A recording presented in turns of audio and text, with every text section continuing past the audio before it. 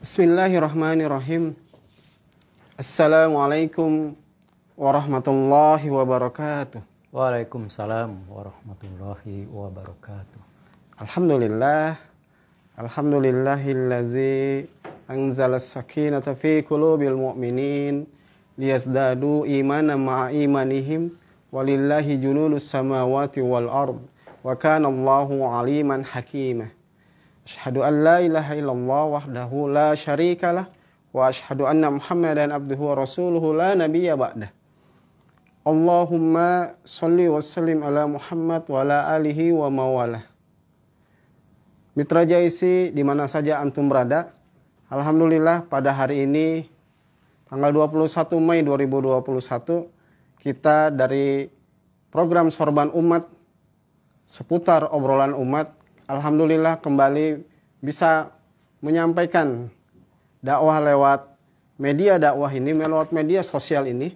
Dan alhamdulillah dari radio JIC 107.7 yang dipancarkan langsung di Pusat Sentral Bisnis Jakarta Utara, di kantor Jakarta Islamic Center. Dan mari sama-sama kita bersyukur kepada Allah Subhanahu wa Ta'ala, karena alhamdulillah kita sudah memasuki di bulan Syawal, bulan peningkatan setelah kita ditarbiyah, dididik selama bulan suci Ramadan sebulan penuh.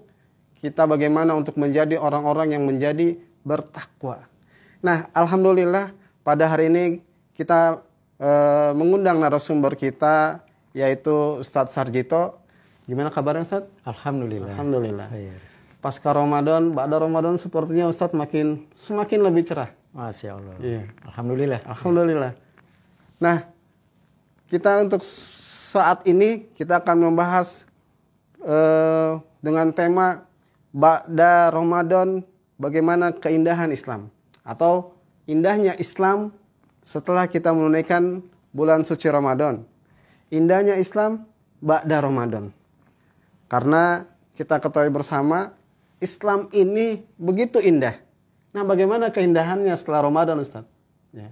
Kadang-kadang kita lihat, ya Ustaz nanti akan bisa jelaskan lah ya, bagaimana keindahan Islam saat Ramadan dan tentunya setelah Ramadannya. Nah, Mitra JIC di mana saja antum berada, tentunya kita pun harus berselawat dan bersalam kepada junjungan alam Nabi kita Nabiullah Muhammad sallallahu alaihi wasallam dan keluarganya maupun sahabatnya, dan semoga kepada kita semua hingga akhir kelak. Ya, baik Mitra JIC di mana saja antum berada, insyaallah waktu kita tidak begitu panjang, obrolan kita ini hanya sekitar sampai jam 11, maka mari kita simak sama-sama. Dan untuk itu langsung saja saya persilahkan kepada Al-Mukarram Ustadz Sarjito. Dia sebagai konsultan dan juga sebagai mubalik dakwah yang luar biasa ya. Dan untuk itu kepada Ustadz Sarjito langsung saja saya berikan kesempatan untuk memberikan penjelasan-penjelasan tentang tema kita ini, indahnya Islam ba'da Ramadan. Dan mohon kepada Mitra JIC, apabila ada yang ingin ditanyakan nanti tidak dipahami, itu bisa ditanyakan langsung lewat streaming Facebook ini. Tafadhal Ustaz. Baik, terima kasih. Bismillahirrahmanirrahim. Assalamualaikum warahmatullahi wabarakatuh. Waalaikumsalam warahmatullahi wabarakatuh. Innal hamdalillah nahmaduhu wa nasta'inuhu wa nastaghfiruh wa na'udzubillahi min syururi anfusina wa min sayyiati a'malina. May yahdihillahu fala mudhillalah wa may yudlil fala hadiyalah. Ashhadu alla ilaha illallah wahdahu la syarikalah wa ashhadu anna Muhammadan abduhu wa rasuluhu la nabiyya ba'dah. Wa qala Allahu ta'ala fil Qur'anil Karim, auzubillahi minasyaitonir rajim. Bismillahirrahmanirrahim. Sanurihim ayatina fil afaqi wa fi anfusihim hatta yatabayyana lahum annahul haq awalam yakfi birobika anahu ala kulli syai'in syahid. Shadaqallahul azim wa shadaqan nabiyul karim. Mitra JIC di mana saja berada, semoga tetap dalam keadaan lindungan Allah Subhanahu wa taala dan tetap berada dalam ikatan Allah Subhanahu wa taala. Di hari yang penuh barokah ini kembali kita dapat berjumpa dalam siaran langsung Sorban Umat, yakni seputar obrolan umat yang dipancarkan langsung melalui siaran langsung JIC. Semoga bisa menyapa seluruh mitra JIC di mana saja berada. Alhamdulillah masih dalam suasana lebaran dan kami juga ingin mengucapkan selamat Hari Raya Idul Fitri 1442 Hijriah.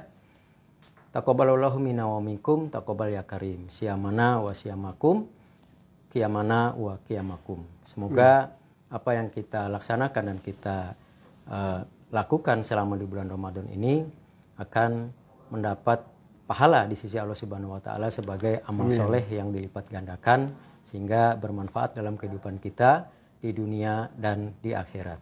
Amin ya rabbal alamin. Dan tentunya dalam kesempatan ini juga mitra JIC dan juga seluruh kru di JIC ini ingin menyampaikan rasa prihatin atas kondisi terakhir yang terjadi di tanah Palestina sana. Betul. Ya, dalam kondisi yang amat sangat mengharu biru atas umat Islam yang berada di sana. Jika kita hari ini pasca Lebaran ini atau ba'da Ramadan ini bisa melaksanakannya dengan suasana riang gembira, Betul. rasa kebersamaan dan kegembiraan serta kebahagiaan yang luar biasa. Iya. Beda halnya dengan saudara-saudara kita yang ada di bumi Palestina yang sampai hari ini masih berada dalam kungkungan penjajahan dari Zionis laknatullah. Iya, betul. Ya, mari pada seluruh mitra JIC kiranya kita mengirimkan suratul Fatihah. Semoga di bumi Palestina diberikan kedamaian dan umat Islam di sana diberikan ketenangan, ketentraman, kekuatan untuk dapat menjalani cobaan yang luar biasa ini. A'udzubillahi minasyaitonirrajim. Bismillahirrahmanirrahim. Alhamdulillahirabbil alamin. Arrahmanirrahim maliki yaumiddin. Iyyaka na'budu wa iyyaka nasta'in. Ihdinas siratal mustaqim. Siratal ladzina an'amta 'alaihim ghairil maghdubi 'alaihim waladdallin. Amin ya Allah. Baik, kembali kita ke tema awal ya, Ustaz. Tentang indahnya Islam ba'da Ramadan atau pasca Ramadan. Ya. Sebagaimana kita ketahui bersama bahwa tidak ada perjumpaan yang terindah kecuali berjumpa dengan bulan Ramadan. Dan sebaliknya juga tidak ada perpisahan yang mengharukan kecuali berpisah dengan bulan Ramadan. Dikatakan perjumpaan yang indah karena setiap datangnya bulan Ramadan, khususnya kaum muslimin ini menghadapinya dengan antusiasme yang begitu tinggi. Sehingga kita dapati banyak di kalangan kaum muslimin yang mendadak berubah ketika berhadapan dengan bulan Ramadan atau berada di dalam bulan Ramadan. Atau berubah mendadak lah begitu berada di dalam bulan Ramadan. Nah, tentunya hal semacam ini juga memang perlu kita sambut positif ya. Mengingat di bulan Ramadan ini Allah menjanjikan pahala yang amat sangat berlipat ganda. Jadi luar biasa, ibadah-ibadah sunnah juga berikan pahala yang berlipat ganda, apalagi yang wajib. Ya. Sehingga begitu antusiasnya kaum muslimin berada di dalam bulan Ramadan, sehingga perubahan itu nampak begitu drastis. Masjid-masjid, musola-musola yang tadinya lengang, yang tadinya tenang, mendadak penuh ramai gegap gempita dengan kehadiran seluruh kaum muslimin, baik laki-laki, ya, wanita, anak-anak, dan sebagainya. Ya, kita lihat antusiasme kaum muslimin di dalam bulan Ramadan. Dari yang tadinya tidak pernah ibadah sunnah misalnya, ini antusias mengikuti sholat tarawih dari yang 11 rakaat sampai yang 23 rakaat. Ya. Dari yang tidak pernah membaca Al-Quran, rajin tadarus Al-Quran. Dari yang tidak pernah atau jarang sekali sodakoh, ini sodakoh setiap hari ya, di dalam bulan Ramadan ini. Nah, begitu juga Ramadan tadi dikatakan tidak ada perpisahan yang sangat mengharukan kecuali berpisah dengan bulan Ramadan. Kenapa demikian? Karena kita mengkhawatirkan selepas bulan Ramadan ini maka hilang pula rutinitas antusiasme kaum muslimin selama di bulan Ramadan. Ya. Kita juga merasa sedih apabila bulan Ramadan ini menjadi bulan Ramadan yang terakhir buat kita semua. Ya. Karena belum tentu di tahun yang akan datang kita akan berjumpa kembali dengan kemuliaan bulan Ramadan. Itulah makanya kita merasa sedih, merasa gundah, galau, dan gelisah. Apakah bulan Ramadan di tahun yang akan datang ini dapat kita jumpai kembali? Nah, untuk itu yang menjadi masalah adalah bukan apakah kita akan menjumpai kembali bulan Ramadan yang akan datang. Tetapi bagaimana hasil dari pendidikan selama bulan Ramadan itu tetap membekas di bulan-bulan berikutnya, di masa-masa selanjutnya. Ya. Kalau Allah telah begitu luar biasa membina kaum muslimin di dalam bulan Al-Quran, sehingga bulan Al-Quran disebut sebagai Sahrut Tarbiyah, ya. Maka bulan berikutnya adalah Sahrut Tarkiyah. Dari Syawal dan selanjutnya itu disebut Sahrut Tarkiyah, yakni bulan peningkatan. Sehingga diharapkan ba'da Ramadan ini kaum muslimin tetap melahirkan aktivitas yang melahirkan keindahan. Apa yang dimaksud dengan aktivitas yang melahirkan keindahan? Nah, selama bulan Ramadan kita dilatih oleh Allah untuk mengendalikan seluruh potensi yang bisa melahirkan keburukan. Kita ditarbiyah oleh Allah untuk bisa mengendalikan seluruh sikap dan sifat-sifat yang itu bisa menimbulkan dosa dan keburukan. Maka sebaiknya atau sudah selayaknya dan sepatutnya ba'da Ramadan ini kebaikan-kebaikan itu, semangat itu, antusiasme itu tetap melekat semestinya di bulan-bulan berikutnya. Nah, apa saja sebetulnya yang harus ditingkatkan pasca Ramadan ini? Ya. Mengingat bulan-bulan berikutnya adalah bulan yang penuh ujian untuk kita semua. Karena biasanya situasinya menjadi kurang kondusif kalau dibandingkan dengan bulan Ramadan. Ya, kalau bulan Ramadan kan seluruhnya kaum muslimin ya rata-rata kondusif kan, kondisi mentalitas, ya, kondisi nafsiyahnya, baik fisik dan lingkungan masyarakat juga sangat mendukung untuk bisa maksimal melaksanakan kewajiban-kewajiban ibadah di bulan Ramadan. Nah, berbeda kondisinya ketika itu di luar Ramadan. Nah, apa saja yang mesti ditingkatkan? Nah, yang pertama adalah tadarus Quran. Ya. Kenapa kaum muslimin begitu tenang melaksanakan ibadah saum seharian penuh selama 1 bulan? Ini karena aktivitas tadarus Quran yang mendatangkan ketenangan dalam jiwa kaum muslimin. Sehingga sakralitas puasa, sakralitas saum itu begitu menghunjam karena dekatnya kita kepada nilai-nilai prinsip Al-Quran.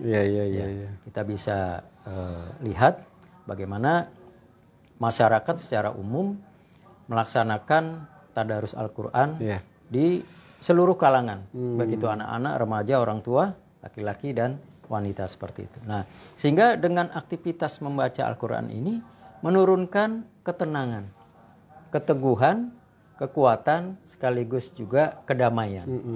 Nah, oleh karenanya di bulan Syawal dan selanjutnya ini kita tingkatkan kualitas membaca Al-Quran.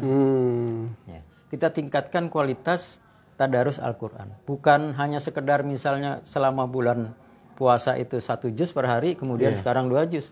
Ya, itu tidak masalah ya seperti itu. Tetapi yang terpenting adalah kualitas pemahaman. Ya. Jadi kita bukan hanya sekedar membaca sebagaimana yang disinyalir oleh Nabi Muhammad SAW bahwa kelak di akhir zaman, di penghujung zaman ini banyak kaum muslimin yang membaca Al-Quran tetapi tidak lebih hanya sekedar melewati kerongkongan. Astagfirullah. Ya. Dan disinyalir juga oleh Nabi Muhammad SAW bahwa di akhir zaman kelak nanti Al-Quran hanya tinggal tulisan. Masya Allah. Apa nih maksudnya seperti itu? Bahwa dikatakan nanti Al-Quran, tidaklah orang membaca Al-Quran kecuali hanya melewati tenggorokan saja, kerongkongan saja. Dan tidaklah Al-Quran itu kecuali hanya tulisan-tulisan belaka. Artinya Al-Quran yang begitu suci dan mulia tidak lebih hanya sekedar tulisan, bacaan, hiasan, dan lebih jauhnya hanya sekedar diperlombakan. Sehingga apanya yang hilang sebetulnya? Yaitu nilai-nilai prinsip dari Al-Quran itu sendiri. Jadi Al-Quran tidak dijadikan sebagai panduan, tidak dijadikan sebagai tuntunan, dan tidak dijadikan sebagai cara untuk menjalankan hidup dan kehidupan selama manusia hidup di dunia ini. Itu yang dimaksud dengan bahwa Al-Quran hanya tinggal tulisannya saja. Atau orang membaca Al-Quran hari ini hanya sekedar lewat kerongkongan saja. Huruf demi huruf, ayat demi ayat, ya, surat demi surat, berlalu begitu saja tanpa melahirkan satu kesimpulan bahwa Al-Quran ini adalah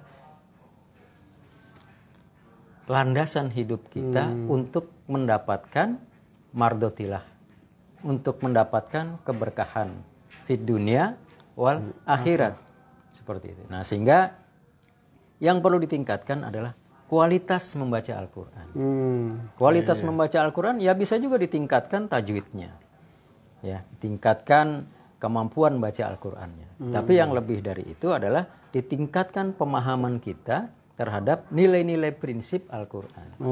Nah, kita ketahui bahwa Al-Quran ini kan penyempurna dari seluruh syariat yang pernah Allah turunkan ke muka bumi ini.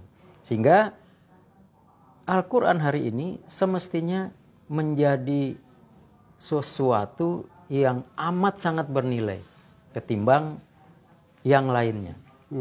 Sehingga ketika kita kehilangan Al-Quran, maka kita kehilangan nilai-nilai hidup itu sendiri. Ketika kita menjauh dari Al-Quran, maka kita menjauh dari nilai-nilai kebaikan di dalam kehidupan kita. Nah, sekaligus juga ketika kita jauh dari Al-Quran, maka kita akan jauh dari barokahnya Allah Subhanahu wa taala. Sehingga apa yang terjadi, ya kesulitan demi kesulitan, bencana demi bencana, fitnah demi fitnah melingkupi seluruh kehidupan kaum muslimin di muka bumi ini. Gitu. Nah, selanjutnya yang perlu ditingkatkan adalah bahwa bulan Syawal ini dan selanjutnya juga disebut sebagai Syahrut Tarqiyah, yakni bulan peningkatan, yang perlu ditingkatkan adalah ibadah kita. Ya. Gitu. Jadi terutama adalah ibadah-ibadah yang sunnah. Kalau yang wajib ya tentunya itu sudah pasti ya, kaum muslimin sudah memahami kewajibannya. Dan ibadah-ibadah sunnah ini tentunya juga menjadi sarana buat kita untuk mendekatkan diri.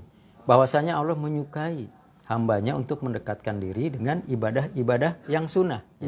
Paling tidak kita upayakan dalam setiap harinya itu tidak kurang dari 10 rakaat sholat sunnah misalnya.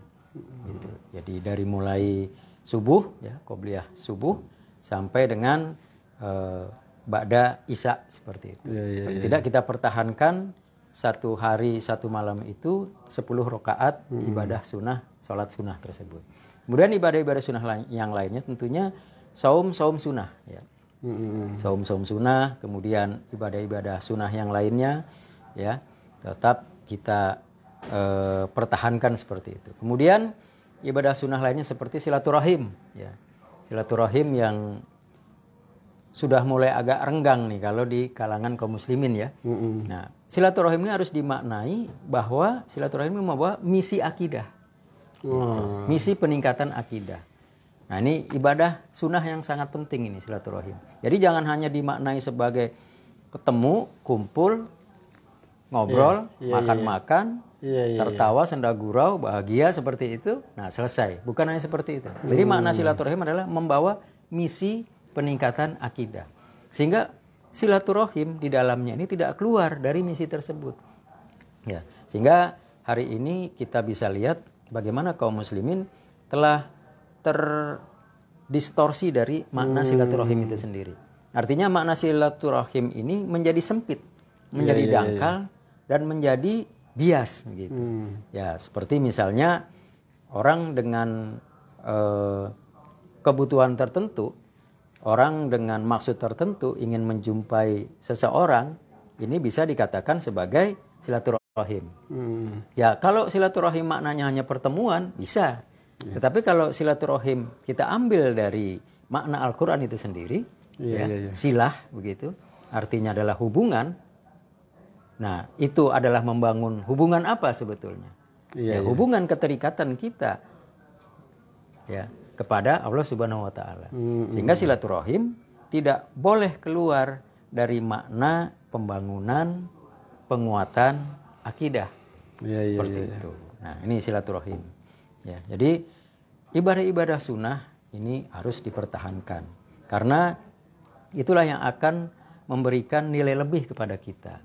Sehingga keindahan ba'da Ramadan ini tetap nampak dalam kehidupan kaum muslimin pada hari ini.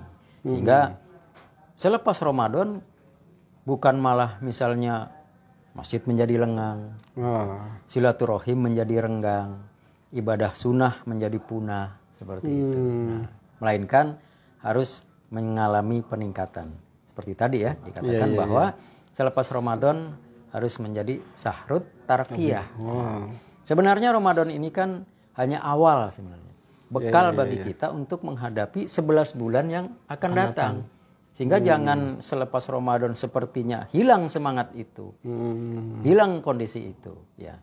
Nah, ada kalanya juga kaum muslimin secara umum ketika merayakan hari Syawal, ini biasa diadakan dengan berbagai acara yang kita kenal kalau di budaya Indonesia ini dengan istilah halal bihalal. Maksudnya halal bihalal itu apa maksudnya? Ya artinya halal dengan halal. Artinya yang Allah ridhoi. Bertemu dengan orang-orang yang Allah ridhoi. Nah, namun kadang yang kita perhatikan halal bihalal ini tidak lebih dari sekedar ajang pertemuan, makan-makan, selesai. Padahal halal bihalal itu semestinya membahas agenda umat Islam. Apa nih agendanya selepas Ramadan? Apa agendanya di bulan Syawal ini? Apa agendanya kaum muslimin 11 bulan berikutnya? Itu semestinya pembicaraan dari halal bihalal. Jadi bukan hanya sekedar diisi dengan makan-makan, kumpul bersama, pembicaraan kesana kemari yang kurang makna dan tidak mengandung nilai-nilai prinsip. Seharusnya itu bisa diisi dengan bagaimana kita mengatur agenda kaum muslimin selanjutnya. Nah, apa saja agenda yang perlu dibangun kan begitu. Tidak ada agenda yang paling utama dan terutama bagi kaum muslimin ini kecuali agenda untuk membangun hubungan kita kepada Allah Subhanahu wa taala. Karena hanya hubungan kepada Allah sajalah hubungan yang akan menyelamatkan kita dalam kehidupan di dunia dan di akhirat seperti itu. Ya. Nah, kemudian selain itu yang perlu ditingkatkan adalah tarqiyatul akhlak. Ini juga penting. Nah, bagaimana Allah mendidik kita selama bulan Ramadan menjaga hawahu kita untuk tidak lepas tanpa kendali. Kita didik. Bagaimana selama bulan Ramadan kita menjaga lisan kita untuk tidak mengeluarkan, berucap kata-kata yang kotor, kata-kata yang kasar, untuk tidak melakukan dusta, fitnah, adu domba, dan lain sebagainya. Nah, itu sebaiknya selepas bulan Ramadan kita juga wajib tetap terus menjaga lisan kita. Sehingga apa yang keluar ini bukanlah sesuatu yang nampaknya bukan dari hasil didikan Ramadan. Ya. Selama bulan Ramadan kita juga menjaga seluruh anggota tubuh kita, menjaga seluruh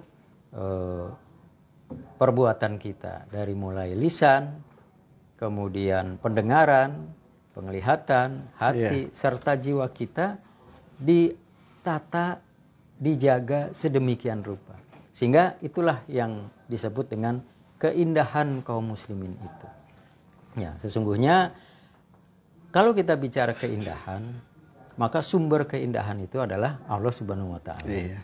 Ya, sebagaimana yang dalam sebuah hadis dikatakan innallaha jamilun yuhibbul jamal. Jadi Allah ini adalah indah. Dan Allah menyukai keindahan. Nah, apa yang dimaksud dengan keindahan di sini? Melainkan keindahan itu adalah ketika umat Islam, kaum muslimin hidup tunduk patuh dalam naungan aturan-aturan Allah Subhanahu wa taala. Maka akan melahirkan keindahan, ya. Tidak ada keindahan kecuali kehidupan ini hanya dalam rangka mengabdi kepada Allah Subhanahu wa taala. Tidak ada keindahan dalam kehidupan ini kecuali hanya Allah saja tujuan kita. Dan tidak ada keindahan dalam kehidupan ini kecuali seluruhnya berada di dalam tata aturan Allah Subhanahu wa taala. Itulah yang dimaksud dengan keindahan. Sehingga meningkatkan ibadah baik yang wajib maupun sunnah, meningkatkan akhlak itu salah satu bagian dari keindahan Islam itu sendiri. Ya. Jadi tidak ada keindahan tanpa berlandaskan Islam. Kita bisa saksikan bagaimana ketika Islam ini telah ditiadakan di tengah-tengah masyarakat, maka yang terjadi adalah kekacauan, ya, akan terjadi kerusakan. Sebagaimana dalam Al-Quran dikatakan Joharul fasada fil bari wal bahri, ya, telah terjadi kerusakan di darat dan di laut, itu akibat tangan-tangan manusia. Tentu yang dimaksud di sini tangan-tangan manusia yang tidak memiliki visi misi kepada akidah Islam itu sendiri, tidak mempunyai ikatan akidah kepada Allah Subhanahu wa taala. Nah, sehingga yang terjadi masa demi masa akan mengalami kehancuran dan kerusakan. Maka apa yang bisa kita lihat dari sebuah kehancuran? Apa yang bisa kita lihat dari sebuah kerusakan? Tentu jauh berbeda dengan keindahan.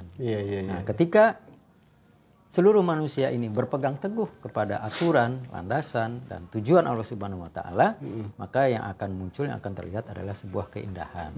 Nah, kita hari ini bagaimana melihat suatu bencana, kehancuran yang terjadi di bumi Palestina misalnya. Itu kan sebuah kengerian yang setiap hari bisa kita saksikan, begitu dahsyatnya keangkara murkaan yang dipertontonkan oleh manusia-manusia laknatullah seperti Zionis Israel seperti itu.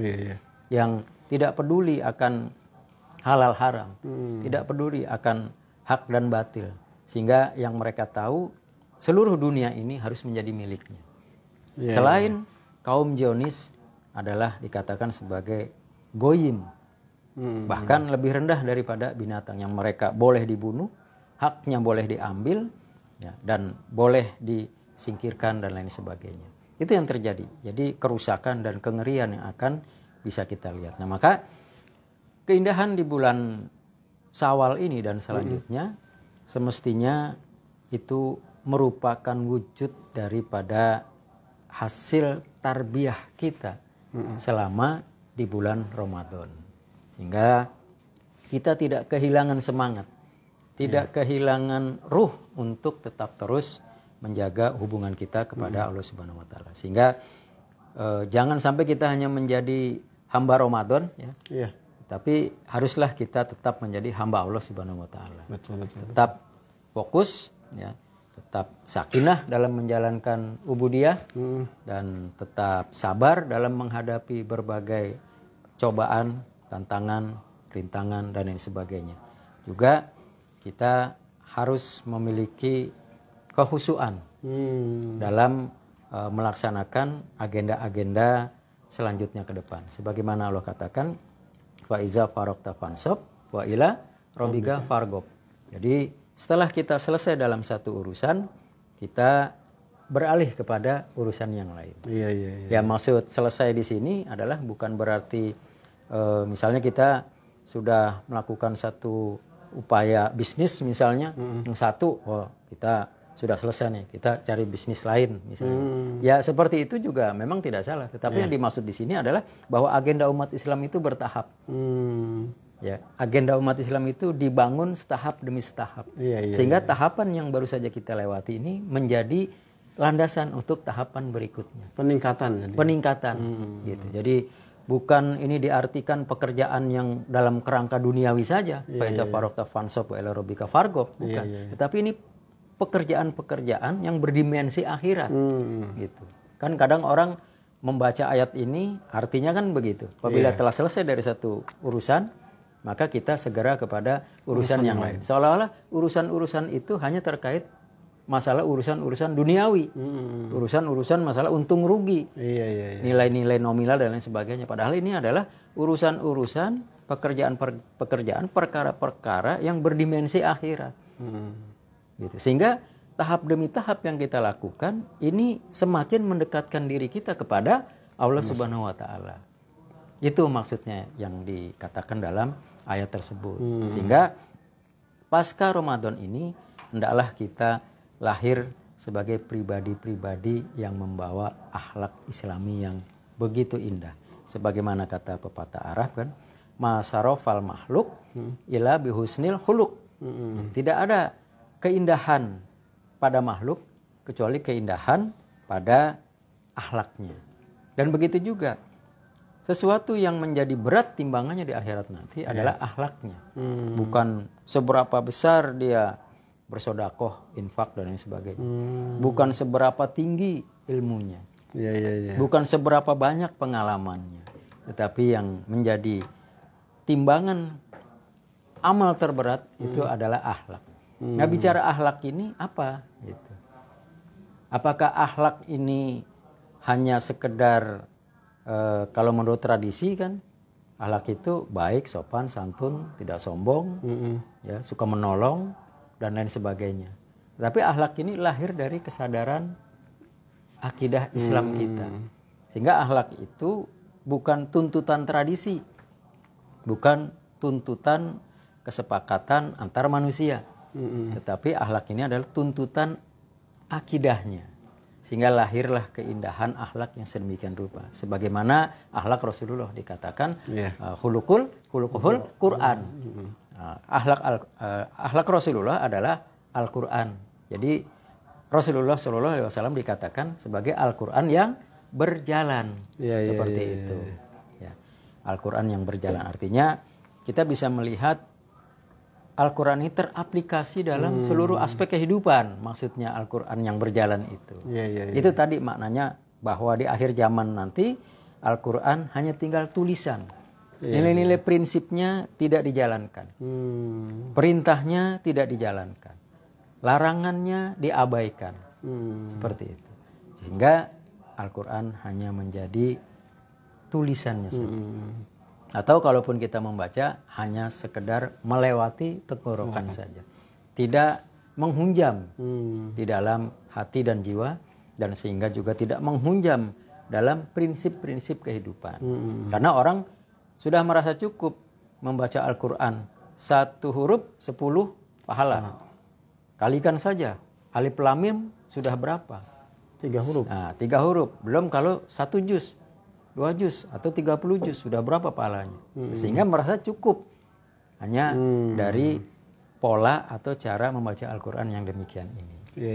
Nah, padahal ayat yang pertama yang turun ke muka bumi ini, ayat pertama Al-Quran maksudnya, itu adalah Iqra. Ya, yang dikatakan sebagai ayat Iqra ya.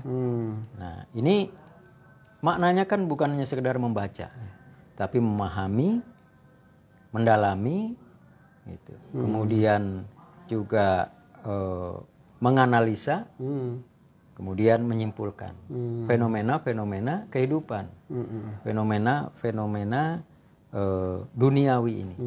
Sehingga dengan turunnya ayat Iqra itu kita mampu memaknai bahwa seluruh apa yang kita baca, apa yang kita pahami, apa yang kita analisa itu haruslah biismi rabbik, berlandaskan asma Allah.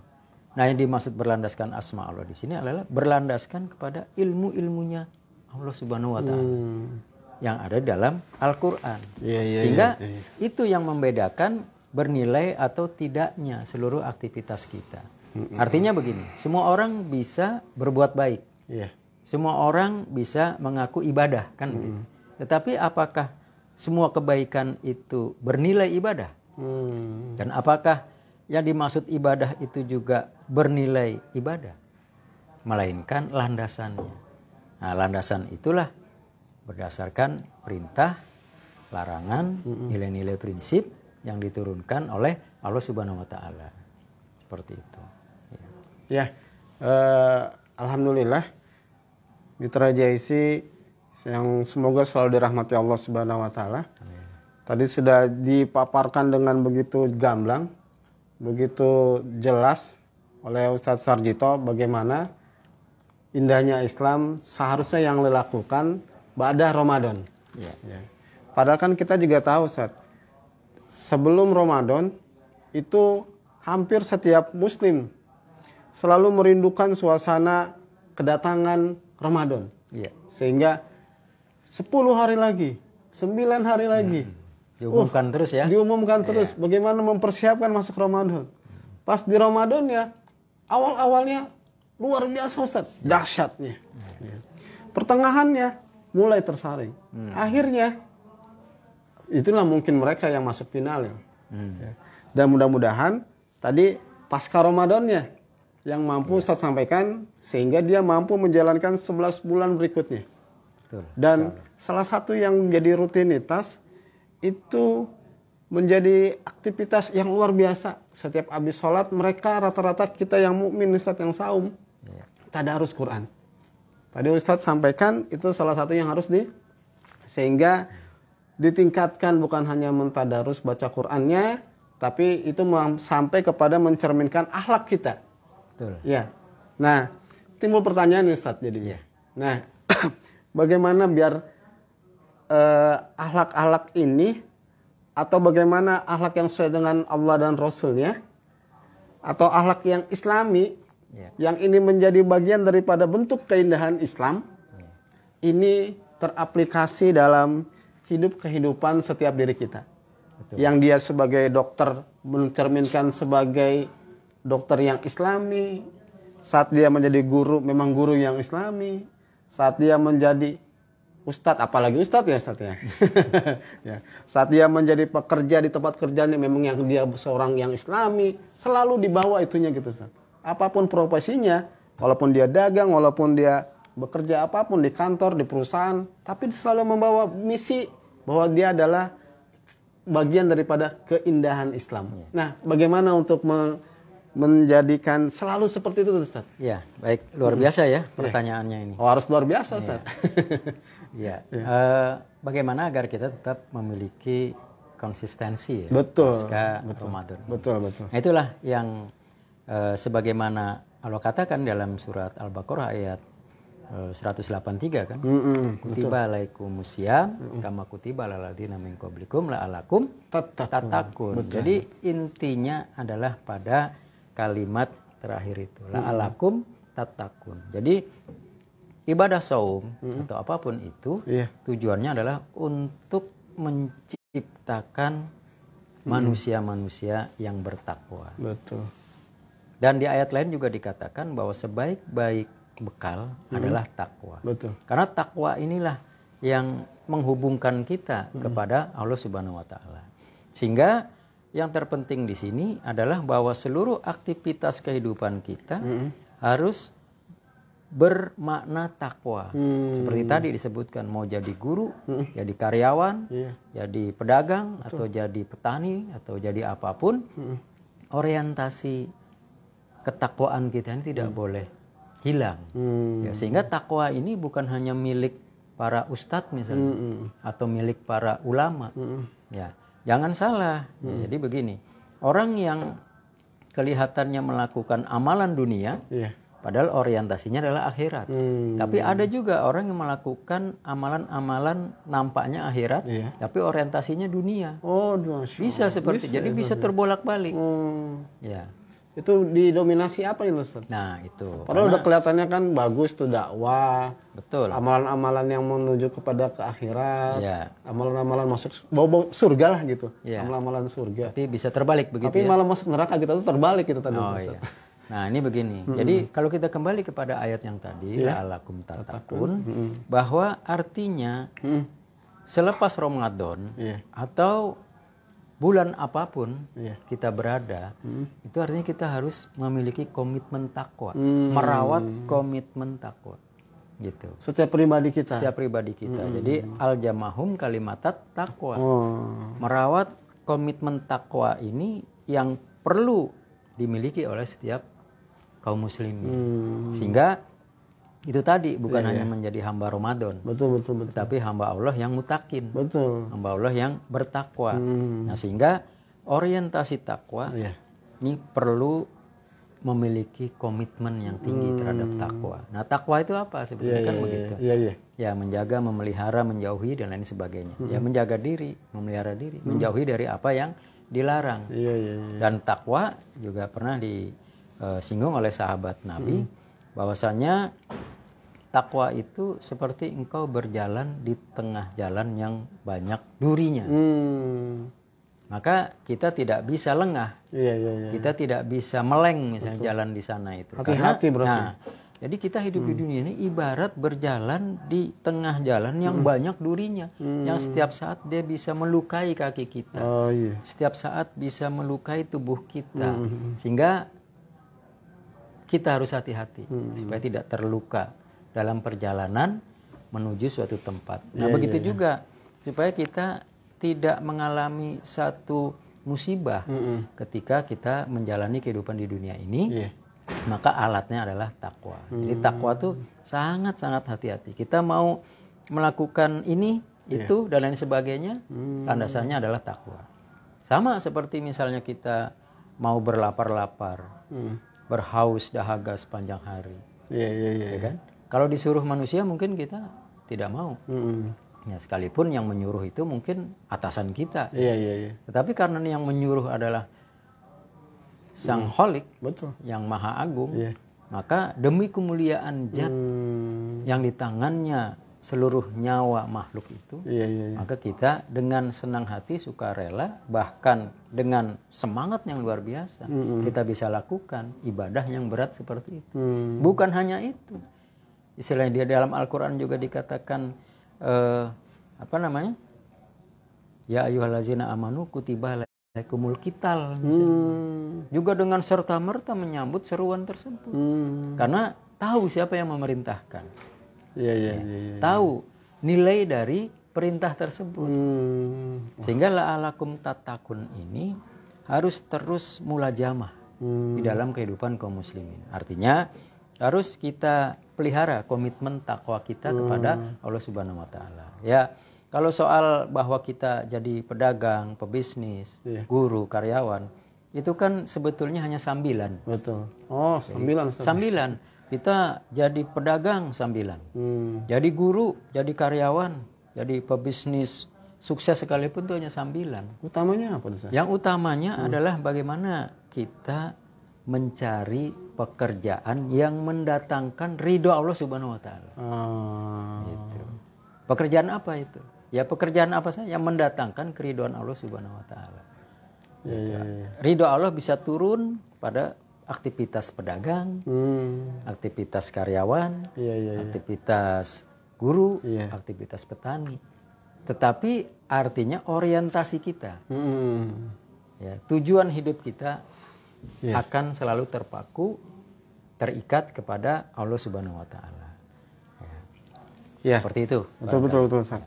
Nah, saya tertarik tuh Ustaz, kan ini kita tadi sepertinya saya bertanya itu tentang urusannya pribadi-pribadi Ustaz. Kemarin saya silaturahim ke rumah teman saya. Dia ceritain anaknya Ustaz. Anaknya masih kelas 7. Kelas 7 tahun, umur 7 tahun. Kebetulan dia cerita lah orang tuanya. Yang kap teman saya ini. Anak saya San, itu cuma 2 batalnya. Oh, gitu. Batalnya kenapa? Satunya dia nggak tahu kalau itu puasa harus sampai maghrib. Nah itu. Yang kedua, dia sakit. Tapi waktu sakit dia bilang begini. Itu juga udah mau lebaran Ustaz, udah mau Idul Fitri. Dia bilang sama uminya disuruh batalin aja karena dia lagi sakit. Dan dia juga masih anak-anak. Tapi dia langsung khawatir. Kalau saya batalin, nanti Allah marah nggak katanya. Dia takut kalau Allah marah dia batalin puasanya. Nah, artinya saya melihat obrolan saya ini bahwa anak itu juga kan terpengaruh dengan lingkungan. Terutama orang tuanya. Atau kita di lingkungan juga sangat mempengaruhi. Betul. Atau jangan-jangan malah dipengaruhi lingkungan atau kita yang mempengaruhi lingkungan. Nah, itu bisa tolong jelaskan, Ustaz. Iya. Juga negara bisa nggak ada peranannya, Ustaz, terhadap? Oh pasti. Oh, nah, mohon Justru Ustaz. itu yang lebih dominan, bisa dominan mempengaruhi situasi kondisi masyarakat di dalamnya. Iya. Nah, jadi terutama yang soal tadi anak kecil ya. Iya. Ya memang itu sifatnya masih pembinaan, pendidikan, pengarahan. Itu kewajiban orang tua untuk mengarahkan anak-anaknya supaya memiliki semangat ibadah, terutama ibadah saum di bulan Ramadan. Nah itu. Jadi memang yang tadi di awal juga disebut bahwa ibadah Ramadan ini seolah menjadi tempat atau situasi yang sangat kondusif untuk melaksanakan berbagai kebaikan. Sehingga di bulan Ramadan ini sepertinya kaum muslimin tidak ada hambatan untuk bergerak berbuat baik. Seperti itu. Bahkan sampai ke anak-anak. Bahkan anak-anak yang biasanya bangun subuh susah. Ini jam 2, jam 3 sudah bangun. Bukan hanya bangun sendiri, bahkan membangunkan orang lain. Sambil ngarak beduk, kaleng, dan lain sebagainya yang bisa dipukul. Ini suatu bentuk antusiasme ya. Mungkin di satu sisi ada yang mempermasalahkan dan sebagainya. Tapi di sisi lain, ya kita terimalah dengan baik nih sebagai semangat anak-anak mengetahui bahwa ini adalah bulan Ramadan. Bulan yang amat sangat dicintai oleh seluruh kaum muslimin. Seperti itu. Nah, sehingga kewajiban kita memang sebagai orang tua terus membangun lingkungan yang baik bagi pertumbuhan fitrah anak-anaknya. Sehingga membangun situasi kondusif itu bukan hanya sekedar di bulan Ramadan misalnya. Sehingga anak ini semangat untuk puasa. Apalagi ada juga orang tua yang tidak sedikit ya memotivasi anaknya puasa, nanti kalau nggak puasa nggak dibeliin baju lebaran misalnya gitu. Nah sehingga tuh anak berusaha untuk puasa. Betul. Nah, ada rewardnya ya? Ya ada reward. Ya di satu sisi mungkin reward itu memang dibutuhkan ya untuk seorang anak. Tapi di sisi lain juga jangan berlebihan. Jadi tidak cukup berhenti pada kalimat itu. Tapi harus ditindaklanjuti bahwa sungguhnya ibadah ini, ya saum ini adalah untuk mendatangkan keridhaan Allah Subhanahu Wa Taala. Itu yang utama ketimbang baju lebaran, ketimbang celana baru, baju baru atau makanan yang banyak. Ya tentu itu juga suatu kondisi yang wajib kita syukuri ya. Anak-anak bisa berbahagia dengan pakaian, makanan dan lain sebagainya. Tapi di satu sisi juga harus kita bangun bahwa semangat ibadah itu bukan karena ada reward tertentu, tapi pada dasarnya adalah untuk meraih ridho Allah Subhanahu Wa Taala. Sehingga kewajiban orang tua untuk membangun bi'ah atau lingkungan yang kondusif untuk pertumbuhan mental, spiritual atau bahasa Qur'annya adalah fitrah, fitrah anak. Sehingga ketika di luar dia sudah punya warna, karena fitrahnya itu sudah berkembang di lingkungan. Sehingga ketika berada di lingkungan yang asing atau di luar atau lingkungan yang lebih luas, dia tidak terwarnai oleh lingkungan-lingkungan yang bertentangan dengan fitrahnya. Karena sudah sebelumnya sebelumnya sudah dikuatkan, dibangun dengan lingkungan yang kondusif. Bahkan bukan hanya terpengaruh, tetapi bisa mempengaruhi lingkungan yang lebih luas. Nah, kalau tadi kaitannya, apakah negara ini bisa? Loh, itu suatu aspek yang sangat dominan, membangun, mempengaruhi, bahkan bisa memaksa perilaku masyarakatnya. Ya, negara ini kan dikatakan bisa membuat aturan, membuat larangan, bisa membuat anjuran, itu semua memaksa kan, bisa membuat undang-undang. Bahkan negara bisa memaksa rakyatnya untuk tidak begini, tidak begitu, harus begini, harus begitu. Seperti contohnya negara bisa memaksa, jangan pulang kampung misalnya, jangan ziarah ke kuburan misalnya, diam saja di rumah, kan itu aturan, memaksa. Nah sehingga pola-pola ini akan membangun karakter. Pola-pola ini akan membangun kebiasaan di tengah masyarakat. Nah, apakah karakter, kebiasaan, perilaku ini sejalan dengan panduan Islam atau tidak? Yaitu bisa dilihat nanti ya keberlangsungannya atau keberlanjutannya. apakah seluruh yang dikeluarkan oleh yang memiliki otoritas ini sesuai dengan tuntunan fitrahnya atau tidak, seperti itu. Nah, selayaknya dan sebaiknya juga dan seharusnya memang negara ini bagian yang menjadi jembatan untuk bagaimana rakyatnya ini bisa tunduk patuh gitu ya kepada Allah Subhanahu wa Ta'ala. Karena nanti yang akan diuntungkan semuanya. Masyarakatnya, pemerintahnya, negaranya, bukan cuma bangsa dan negara, tapi seluruh dunia. Karena dikatakan Islam ini rahmatan lil alamin. Sehingga tegaknya aturan Islam ini bukan hanya untuk keuntungan umat Islam, tapi untuk seluruh manusia. Kedamaian yang Islam ciptakan ini akan membuat damainya kehidupan seluruh manusia di jagat raya ini. Bukan cuma manusia, hewan, tumbuhan, binatang, bahkan sampai virus, bakteri, kuman dan sebagainya itu akan terdampak oleh keadilan dan kedamaian yang Islam tawarkan. Seperti itu. Indah sekali tuh, Ustaz. Iya, memang indah Islam itu. Karena lahir dari yang maha indah. Innallaha jamil. Yuhibul jamal. Gitu. Nah, bicara ke tema indahnya Islam pada Ramadan atau saat Ramadan atau sedang dalam, kalau Ustaz kita boleh hubungkan, bisa nggak Ustaz? Zaman kemasan Islam pernah nggak itu? Islam itu benar-benar terbukti gitu dalam sejarah perjalanan Islam. Islam itu sudah benar membuktikan Islam itu benar-benar indah dan dirasakan keindahannya saat itu. Ya, kita bisa lihat di sejarah awal-awal pertumbuhan Islam. Ya, bagaimana Rasulullah membangun peradaban Islam. Taruhlah misalnya bagaimana ketika Islam ini mengubah suatu kehidupan di mana itu kehidupan masyarakat, ya katakanlah di Madinah. Nah, di Madinah dulu itu kan sebelum Madinah bernama Yatsrib ya. Ada dua suku besar yang selalu bertempur, berperang, bermusuhan, tawuran dan tidak selesai-selesai selama ratusan tahun. Nah, ketika Islam datang dengan menawarkan konsep kehidupan yang demikian indah, mereka dua suku yang selama ratusan tahun ini tidak pernah berdamai, akhirnya berdamai. Melupakan masa-masa kelam di belakangnya. Dengan masuknya Islam? Dengan masuknya Islam. Masya Allah. Jadi mereka bisa menerima Islam ini bukan karena sosoknya Nabi Muhammad saja yang memang sudah indah ya. Yang memang sudah luar biasa akhlaknya. Gitu.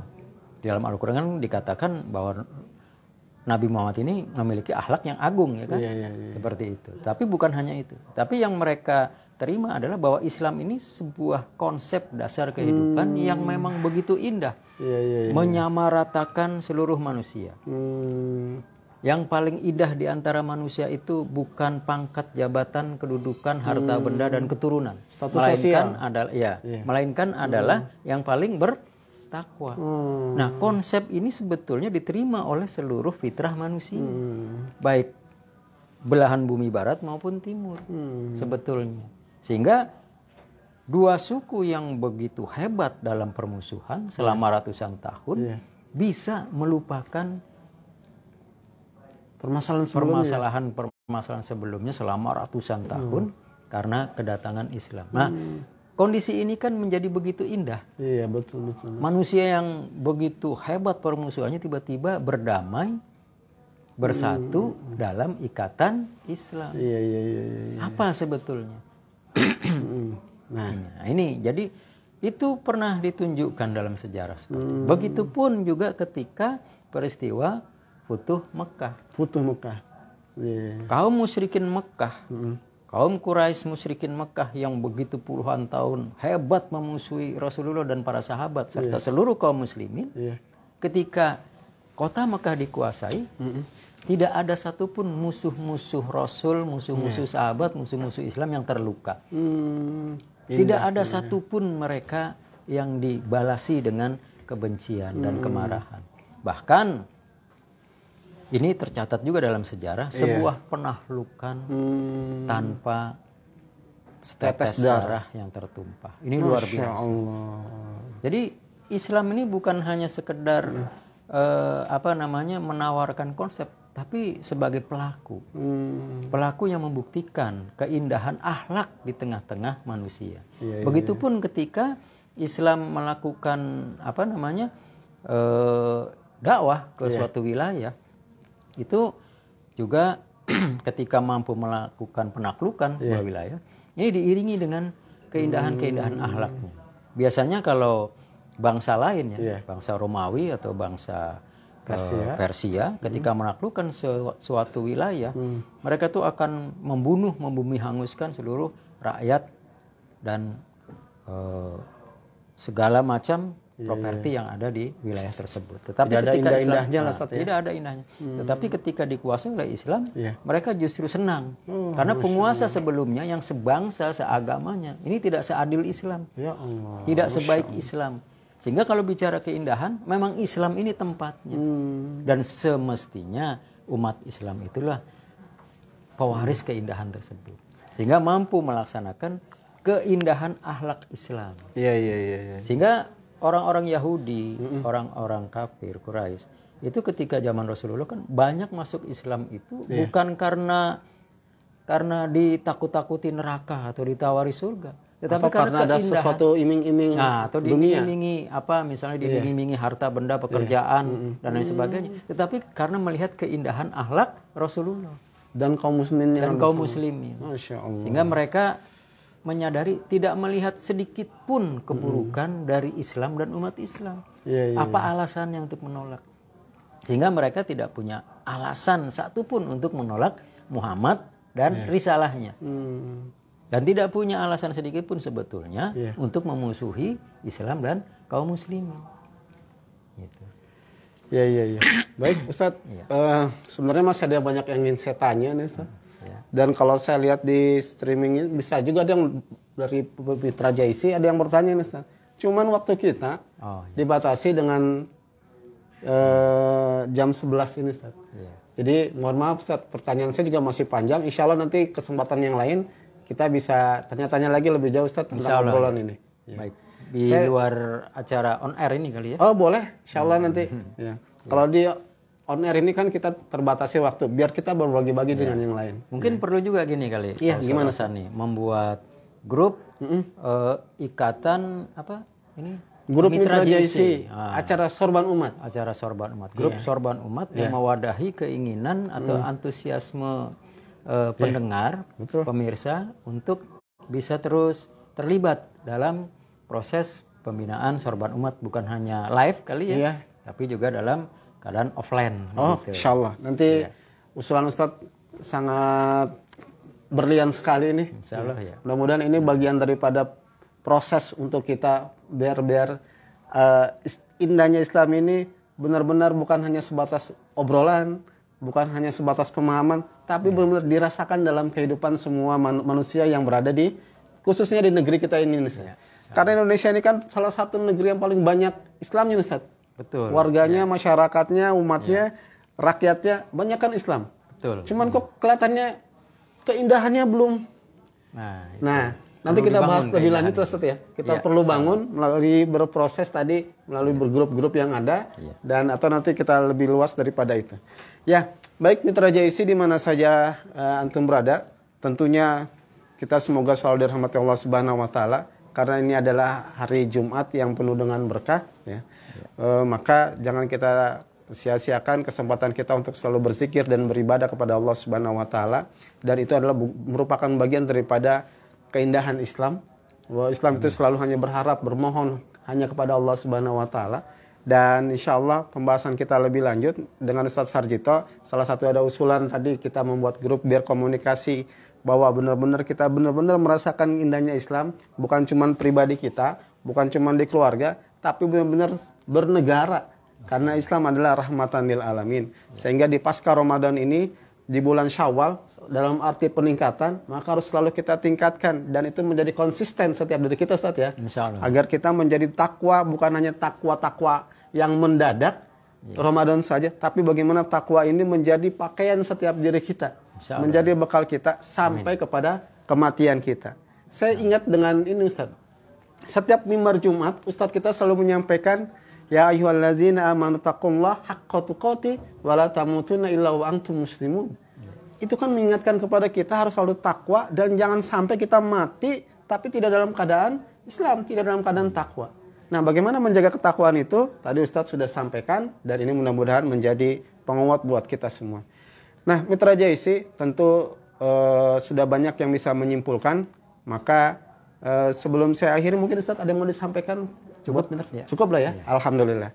Ya, baik Mitra JIC di mana saja antum berada. Sebelumnya kami ucapkan terima kasih atas partisipasinya dan insya Allah ini menjadi keberkahan buat kita semua. Amin. Dan menjadi amal soleh buat kita semua, terutama para Mitra JIC yang tadi sudah streaming dan memberikan juga men-share atau membagikan kepada saudara-saudaranya di grup-grup WA-nya, di grup Facebook-nya dan yang lainnya. Karena mungkin kita nggak bisa berdakwah seperti Ustadz Sarjito atau Ustadz guru-guru kita yang lain, tapi dia bisa membagikan link-link ini untuk biar kita bisa memberikan pencerahan buat kita semua bahwa Islam itu indah, bahwa Islam itu yes gitu Ustadz ya. Bukan Islam itu kok kayak menakutkan, menyeramkan. Maka ini saja yang bisa kita obrolkan pada kesempatan yang berbahagia ini. Tentu semoga ini dirahmati Allah Subhanahu wa taala dan semoga kita semua selalu dikuatkan, dicakapkan dan selalu istiqomah dalam menjalankan ibadah kepada Allah, semakin meningkat bahkan terutama tadarusnya, silaturahimnya dan ditunjukkan dengan akhlak kita adalah seorang muslim. Dimanapun dan kapanpun, apapun profesi kita, kita adalah seorang muslim. Isyhadu anna muslimun. Maka mari kita akhiri dengan sama-sama berdoa kepada Allah Subhanahu wa taala dengan melafazkan kalimat hamdalah dan doa kafaratul majlis. Alhamdulillahirabbil alamin. Subhanakallahumma wa bihamdika asyhadu an la ilaha illa anta astaghfiruka wa atubu ilaik. Wal afu minkum billahi fisabil haq. Wassalamualaikum warahmatullahi